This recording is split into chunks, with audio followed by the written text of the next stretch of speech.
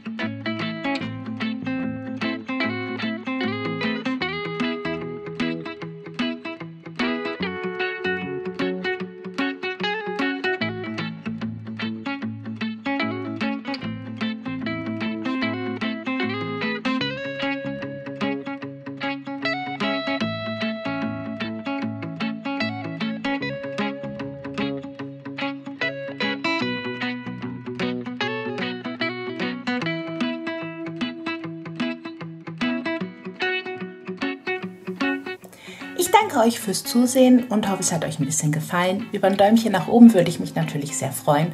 Und bis zum nächsten Mal und tschüss!